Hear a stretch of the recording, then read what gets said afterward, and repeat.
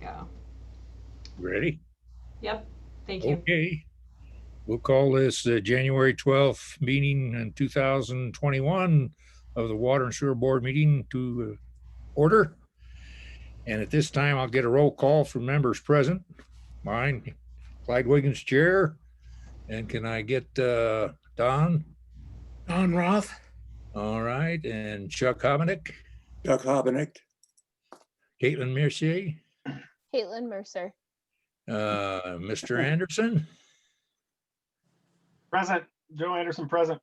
And Drivis Ridley. Travis Ridley, present. And I see John Moore has joined us and the mayor. So we want to give a acknowledgement, Mayor, that you're here.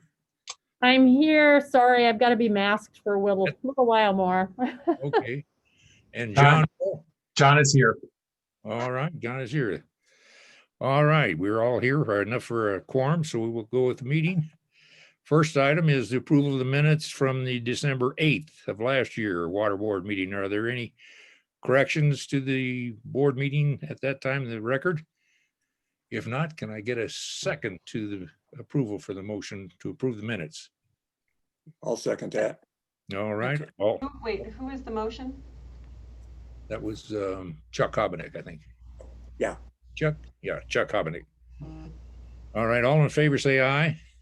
Aye. Opposed? All right, next item is public forum, and I'll ask you, Brenda, do we have anybody who has indicated a willingness to join us on the public forum? I don't have any emails or attendees in the lobby, so no. Okay. Next item is on the back page of the agenda, number 5, new business. A Risk and Resiliency Study findings. Steve, that's his item here, I guess. That is me, Chair Wiggins, and is everyone seeing my screen appropriately? Yes. All righty. Well, let's dive right in. Thank you, Chair Wiggins. This is an information item discussing the findings of the recently completed Risk and Resiliency Assessment. Joining me is Penise Meisen. She is an environmental scientist with CDM Smith. She'll be tag teaming with me on this presentation. She has a lot of experience doing this kind of work, so we're really glad to have her on the team. Did a great job leading this effort. So diving right in, the Risk and Resiliency Assessment is a component that is required under the American Water Infrastructure Act, or WIA. This was enacted into law in 2018. So this is our first go around at it. It's required for all water systems that serve more than 3,300 people. The two components are the Risk and Resiliency Assessment, which is what we'll be covering today that we recently completed. And then the other phase is the Emergency Response Plan. These are required to be updated every 5 years. And the intent of this effort is to assess and make sure that there are appropriate responses for water utilities to malevolent acts and natural hazards. So far as the process itself, I'm going to hand it over to Penise, and we'll be discussing the methodology and the findings that we found for our Englewood study. Great, thanks, Steve. All right, so this slide shows the general schematic of the assessment process we use to conduct the Risk and Resilience Assessment. This process follows the American Water Works Association J100 standard guidance, which is a risk management approach for critical assets. So the first step in the process was to identify the critical assets that we wanted to include in the risk assessment, as well as the different threat and hazard types that each of those assets is exposed to. So once that information was available, we were able to dig a little deeper, and we evaluated system vulnerabilities to the different threats and hazards identified, as well as conducted a consequence of failure and a threat likelihood analysis. So all that information together provided the information that we needed to quantify risk and resilience for the system as a whole. And that provided us the ability to rank critical assets and threats based on their total risk to the system. So recommended risk strategies and risk mitigation strategies can target those highest risk threats and provide the greatest benefit from a risk reduction standpoint. So I'll talk a little bit about each step in the process and what the results were. So the identification of threats and hazards for the city of Englewood, as Steve mentioned, we looked at malevolent acts and natural hazards. The threats listed here in this table represent the highest risk threat types for the system. So for example, exposure types that we looked at for sabotage, specifically, we looked at the use of explosives at different critical assets. We also looked at the potential for structural damages at the different assets when different threat types occur, as well as what would happen if there was a power outage during an emergency event. So some of the factors contributing to the higher risk scores were a lack of physical security or backup power. And we also looked at existing emergency response procedures. If there was a lack of response procedures for a specific threat type, that also increased the risk. Next slide. So identification of critical assets. We worked with City of Englewood staff. We conducted a couple of workshops through the process. We identified a total of 48 critical assets for the system. Most of them are shown or listed here. There were also some assets that we evaluated as part of the RRA that are not shown, like the Meadow Creek system in Fraser. This slide shows some of the vulnerabilities that were identified through the effort. One of them being lack of security and backup power generators at critical assets. This was particularly an issue at pump stations. We also identified the presence of non-metered service and the inability to monitor properly for illicit connections, especially at fire hydrants, and a lack of two-way radios that can be used by operations staff during an emergency when cell phones or landlines or other communication networks are down. Threat consequence and likelihood. So threat likelihood was an evaluation that looked more at the probability of occurrence. So what are the chances that the different types of threats could occur?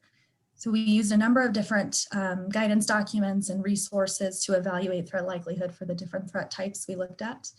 One of them was the EPA Malevolent Act guidance that was published back in 2019 that specifically provided baseline threat likelihood values for the malevolent acts we included in the assessment.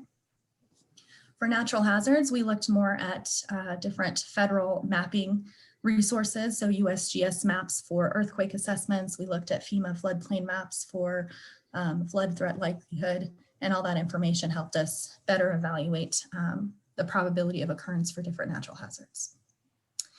And then consequence 2, really quick before we move on. Consequence scores were also calculated for each of the critical assets and threat types evaluated. So this is where we looked at the more monetary or dollar value cost associated with emergency events. So what would the impacts to revenue be, safety impacts, potential for injuries or fatalities, as well as repair and replacement costs.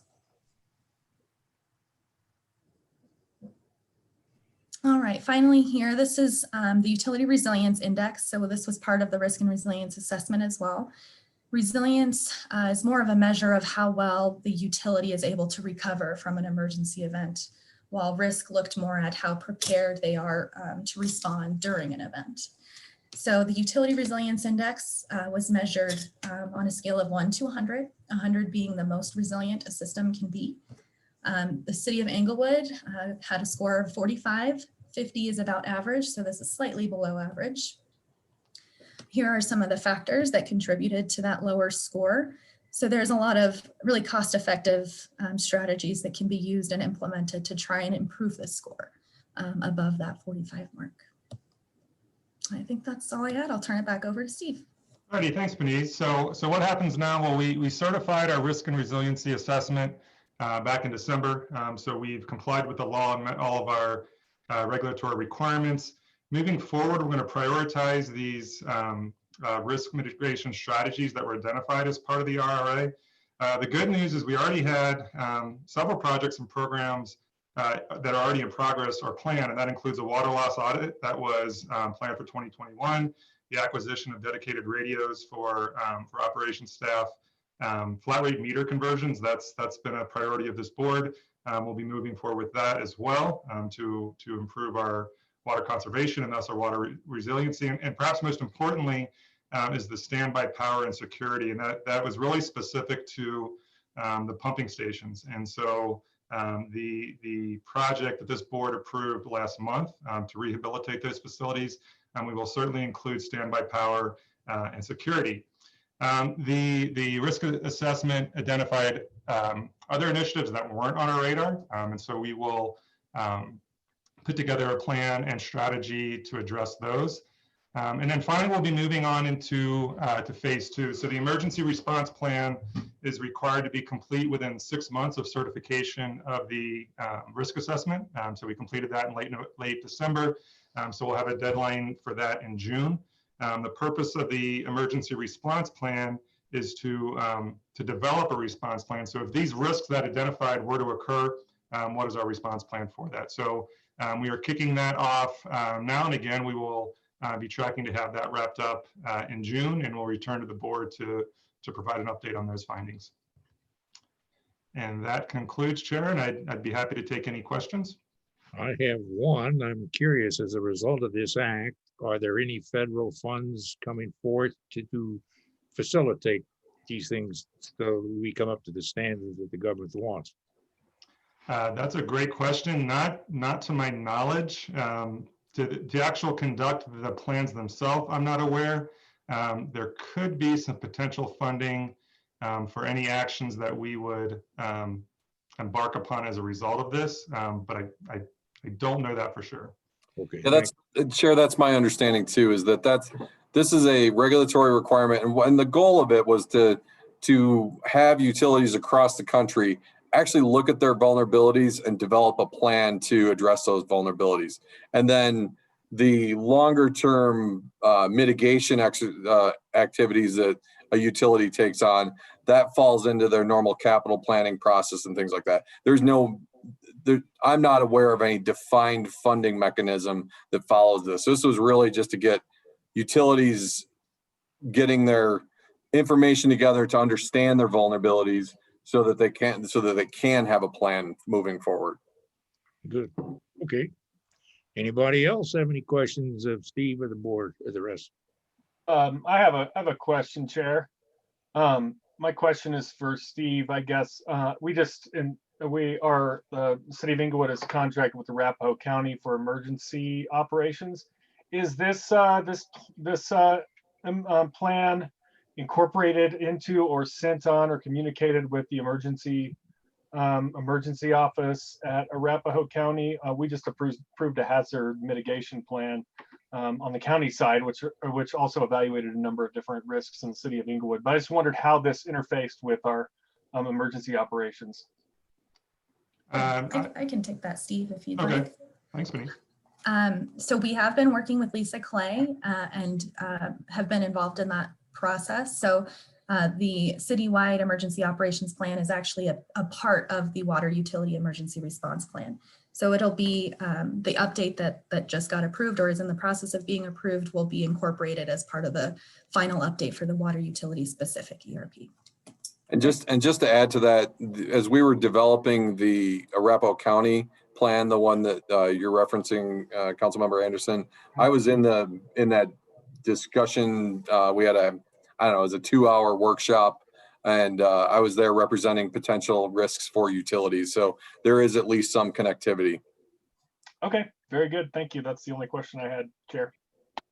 Anybody else have a question, concern? All righty. Well, thank you, Steve, and the other young lady that handled this. Next item on here is old business. We have a follow-up on public comment.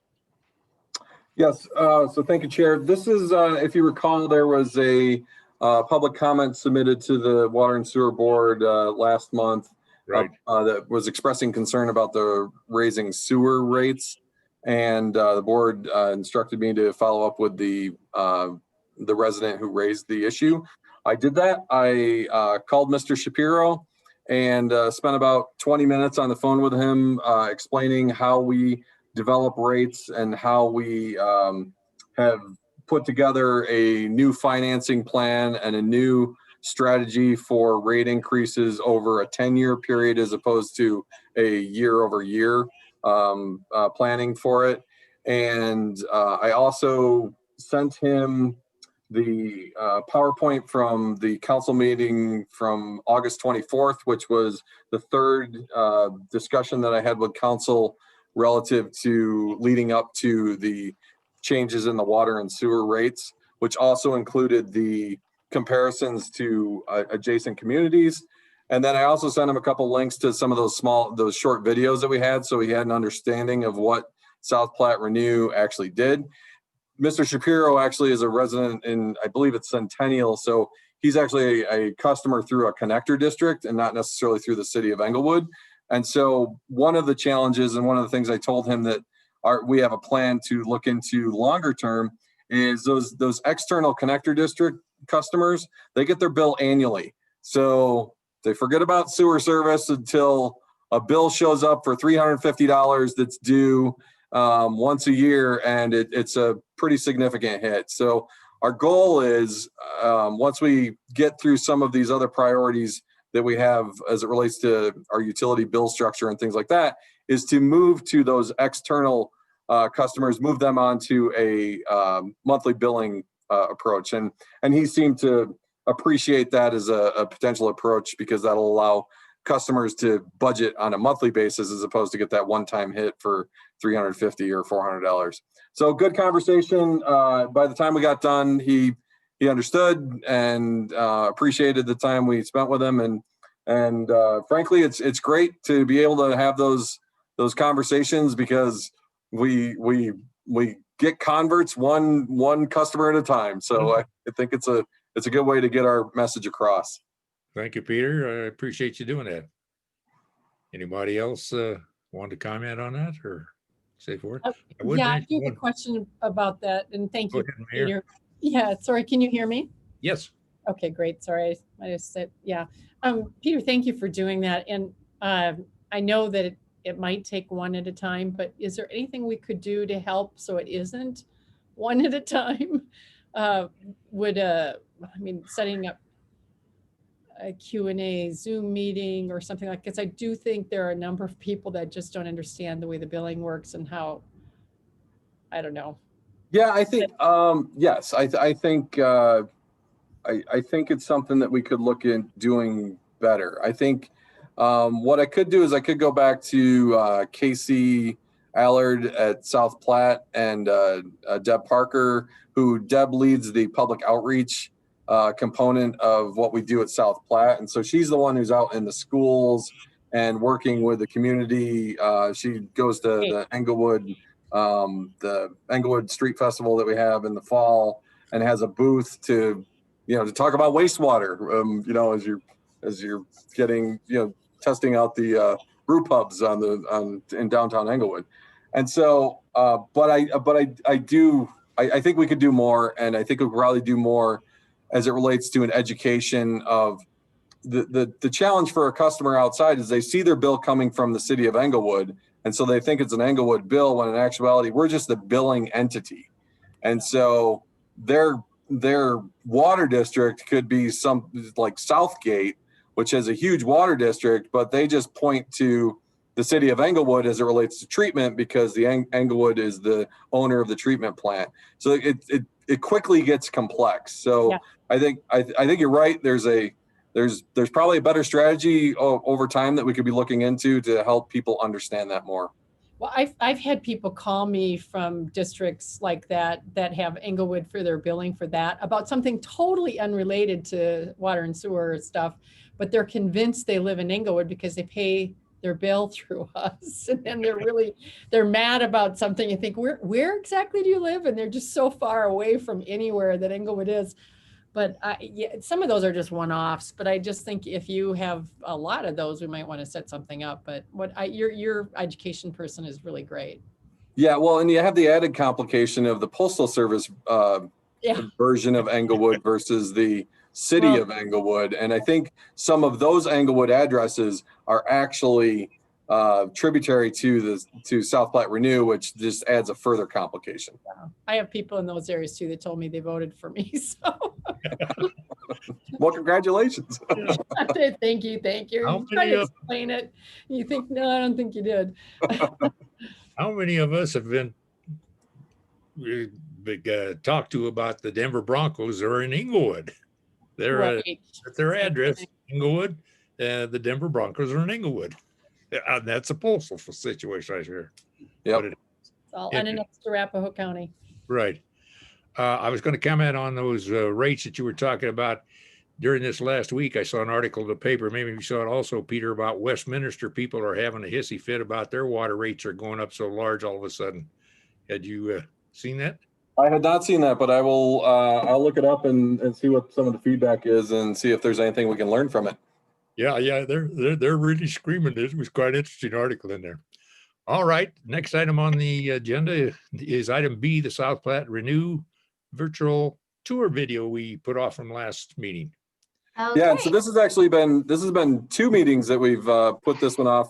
We were originally going to do it a couple meetings ago, and then the agenda got really big last meeting, and so this is the longer version of the video that we've done. That's more of a education video, and so Angela is going to run that for us. Thank you. Okay, can you guys see my screen? Yes. For over 40 years, South Platte Renew has been Can you recovering hear sound? vital water resources. Our facility serves over 300,000 residents in Littleton, Inglewood, and 19 other communities, making us the 3rd largest wastewater treatment plant in the state of Colorado. I'm Rachel, and I'm here to give you a behind-the-scenes look at the South Platte Renew facility and how we renew water for Colorado's future. To get started, what is wastewater and where does it come from?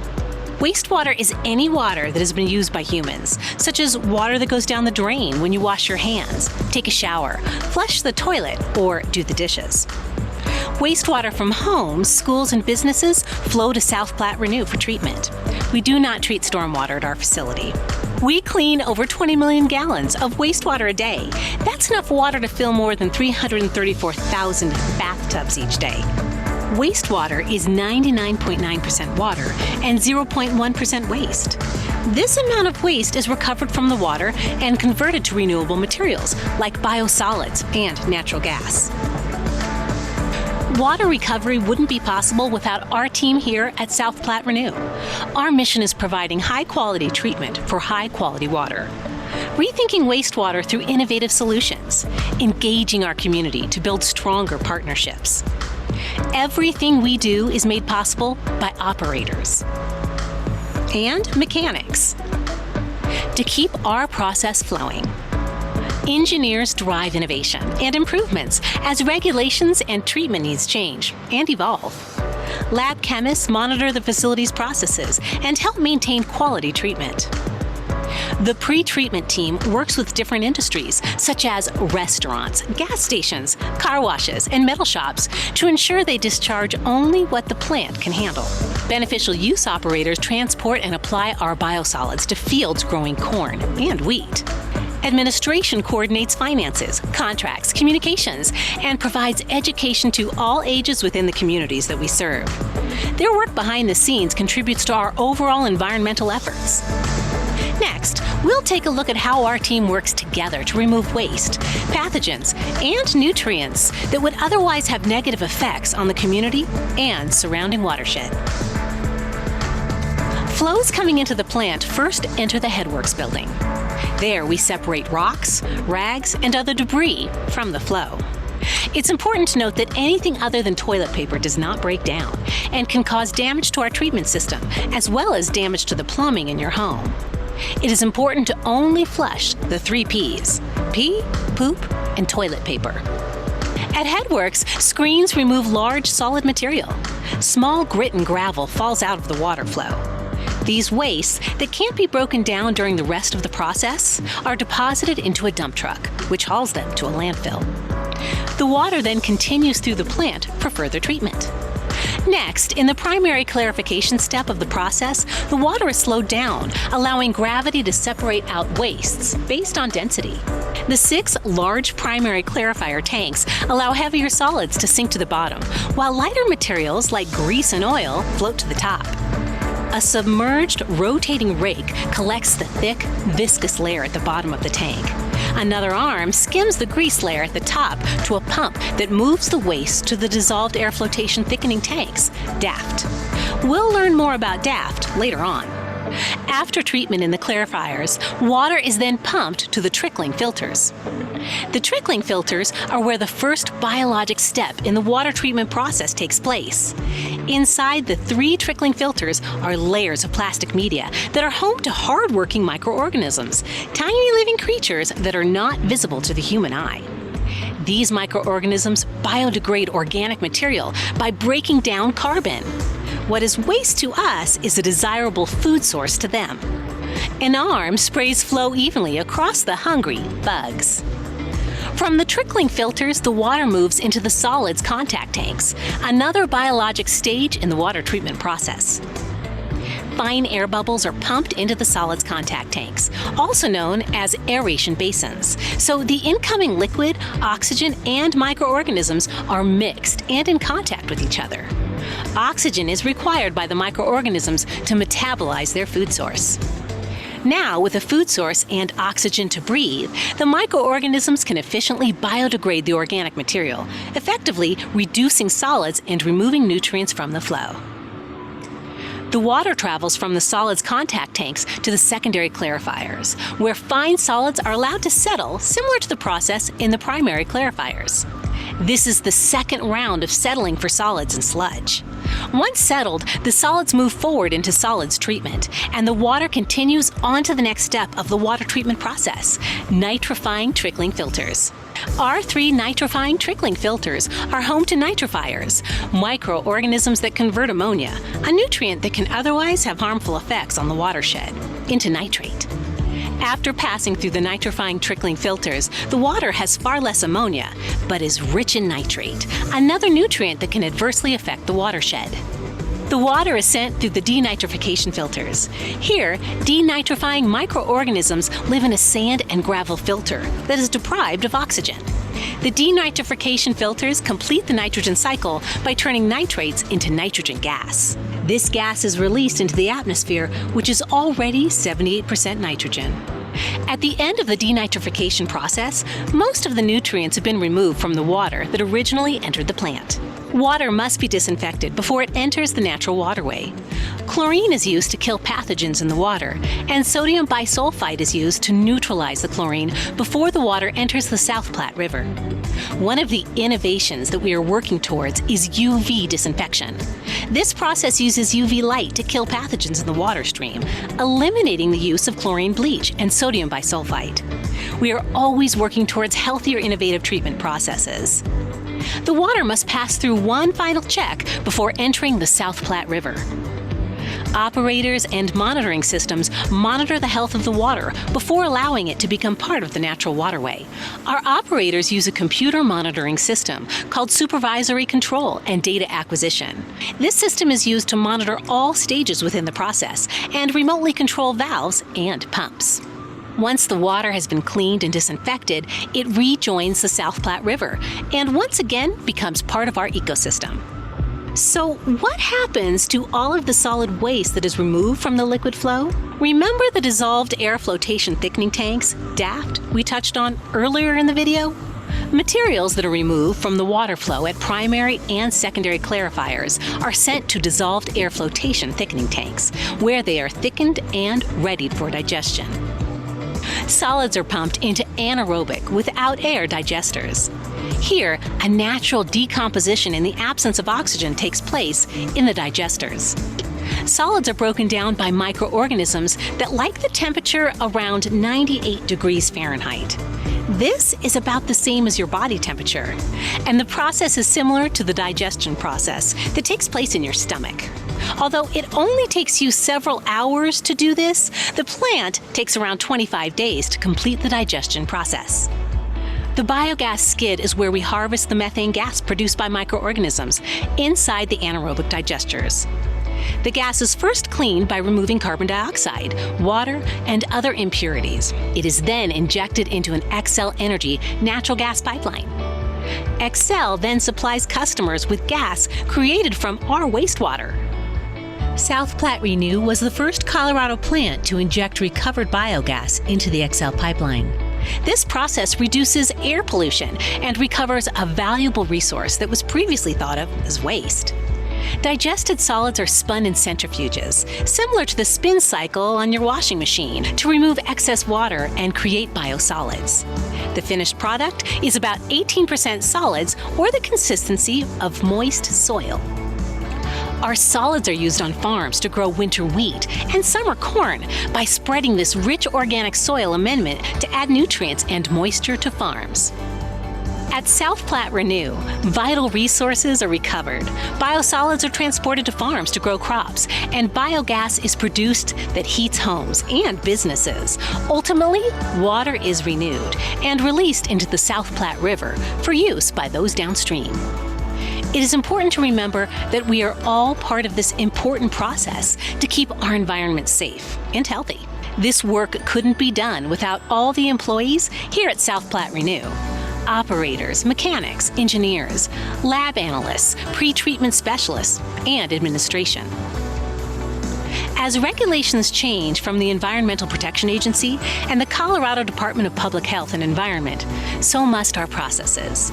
This requires additional treatment process and new facility improvements to ensure that the water we discharge meets regulations. We continually work with universities, vendors, and other industry professionals to keep us leading the way in environmental stewardship. If you're interested in learning more about the wastewater treatment process or careers in water renewal, visit southplatterenewco.gov.